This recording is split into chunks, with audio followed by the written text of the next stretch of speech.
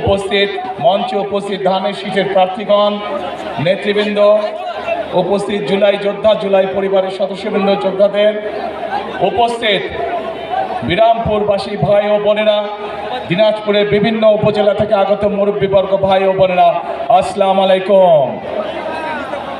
আসসালামু আলাইকুম। কেমন আছেন আপনারা?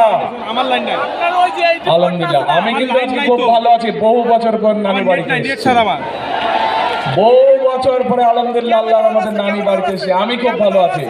কেমন আছে এখন নাতি দিয়ে আসলো, কিছু খাওয়ালেন না আপনারা, এটা কেমন ভালো কথা হইলো? তাহলে একটা জিনিস দিতে হবে নাতিকে, নাতি দিয়ে আসছে, নাতিকে কিছু দিতে হবে না? কি দিবে নানি বাড়ির লোক? হ্যাঁ, ভোট দেবেন? কিসে ভোট দেবেন? ধানের শীষে। প্রিয় ভাই বোনেরা, উপস্থিত মুরব্বীবর্গ, মা বোনেরা, আজকের এই বিশাল নির্বাচনী জনসভায় আমরা সকলে এখানে একত্রিত হয়েছি। কেন একত্রিত হয়েছি আমরা?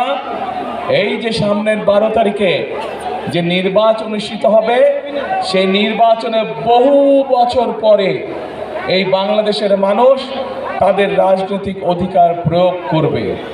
এই যে বললাম, এই মঞ্চের পাশে 13টি পরিবারের সদস্য এখানে বসে, হিন্দু হোক, আদিবাসী হোক, খ্রিস্টান হোক, বৌদ্ধ, সকলে মিলে আজকে 12 তারিখে আমরা, এই আগামী 12 তারিখে আমরা আমাদের রাজনৈতিক অধিকার প্রয়োগ করব।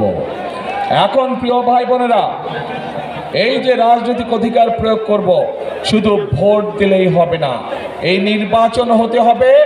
আমাদের আরেকটি লক্ষ্য বা উদ্দেশ্য আছে এই নির্বাচনের। কি সেটি? সেটি হলো দেশ পুনর্গঠনের নির্বাচন। বিগত 16-17 বছর ধরে এই এলাকা সহ, দিনাজপুর এলাকা সহ, সমগ্র উত্তরাঞ্চল সহ সমগ্র বাংলাদেশের